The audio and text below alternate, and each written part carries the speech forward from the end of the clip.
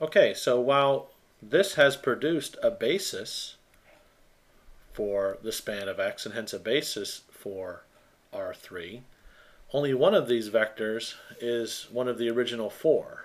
Remember, we got x, we put x's vectors in here as rows. That's the only one that matches up with the original, and that's actually just a happy coincidence because this happened to have a leading 1 there. The question is now, which other two do I pick to go along with this guy? And the way we're going to answer that question is we're going to, backtrack through the row operations here. We have 4 vectors. We know that we need to pare that down to 3. So we have 4 vectors. The set's linearly independent or linearly dependent at that point. So what we need to do is find which of those vectors is a linear combination of the other 3. So let's look at this 0 row and track it back through the computation. So here it is. It came from this one. And how did this go to 0? Well, it was a linear combination of this guy. So let's just track it back all the way through. This came from here, which came from here, which came from here, which came from here. So this row ultimately became a 0 row. And you have to think, how did that happen? Okay, well, moving things around and switching things isn't going to change anything as far as linear combinations are concerned. But what did we do to kill off that row? We never used this row to kill off anything else. This row was always being added to by some multiple of some other row, which means it was always being added to by some linear combination of the other 3.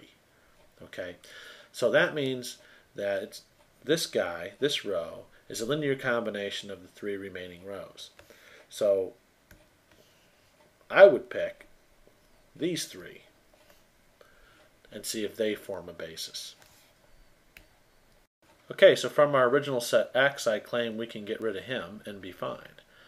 So these 3 would form a basis for R3. So how could you check that? Well, one way you could do it is you could make a matrix B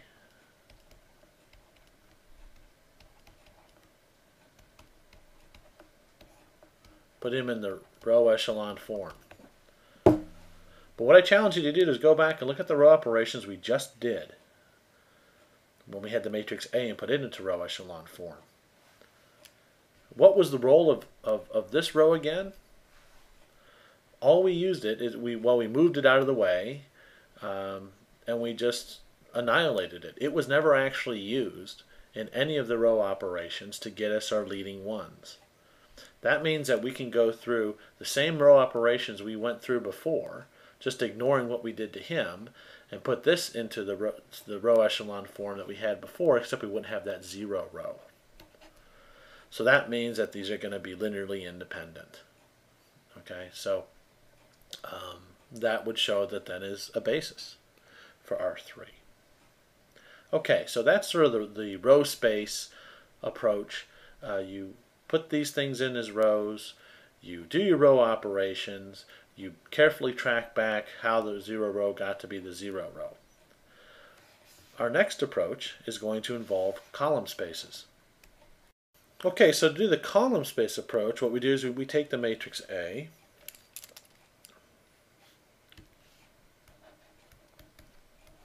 and we put each of these vectors in as columns.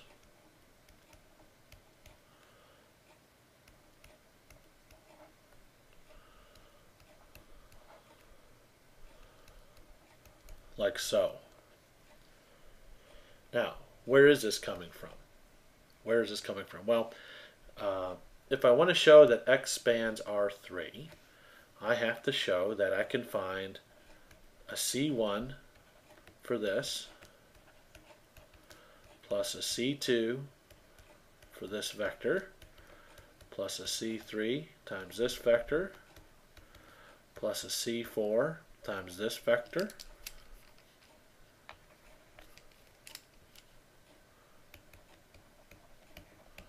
I have to show that I can get this to equal any generic vector in R3. And as we've seen in class several times now, when we go through and look at component to component,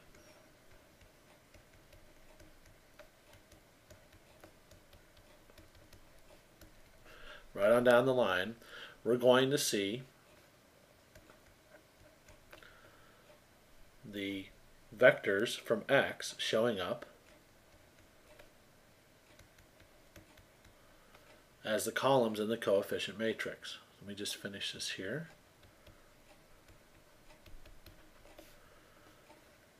And so what we're doing, this is a 4, not a 9. What we're doing is just equating components on the left-hand side with components on the right-hand side, just like we've done in class.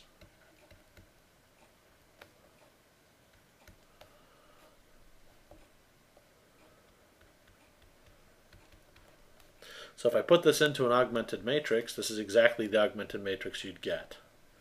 So notice each of the vectors are now appearing as columns. And then what would I do? I'd put this into row echelon form. Okay, and since we've already reviewed row operations, I'm just going to do the row echelon form and give you a row echelon form for this matrix, and then we'll see what we do from there. Okay, so this is one row echelon form of this matrix. Remember, it's not a unique kind of a thing, so you may get a completely different answer. But whatever one you get, you should have the same number of leading ones. So what does this tell me about this system? If I appended the constant column here, A, B, C, right, as an augmented matrix, this would tell me that I would have a solution for C3, C2, and C1, and the C4 would be what we call a free variable. Okay, so we'd actually get infinitely many solutions. So that means that it does span R3. How do we prune this down to a basis? Well, just like in class we mentioned there is a row space, which is a space spanned by the rows of a matrix. There's also a column space, and we'll be talking about that on Tuesday. And the nice thing about the column space is that even though row operations sort of screw up the columns themselves, vector-wise, they don't screw up whether or not things are linearly independent or not. Okay? So if I look here and I look at where the leading ones are,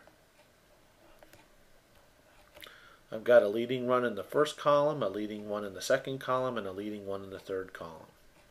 The theorem says that by doing row operations, you don't affect the linear independence of the columns. So if the first three columns in the row echelon form are linearly independent, you're guaranteed that the first three columns are linearly independent in the original. So that means that I can take these three vectors as a basis from R3, and so that means I can leave this one out. 3 linearly independent vectors in R3 is automatically a basis from R3, and so we're done. Okay, so both the row space method and the column space method involve making a matrix, putting it into row echelon form, and then looking at the row echelon form and coming back and how to see what corresponds to what in the original matrix. So that'll do it then for quiz 9.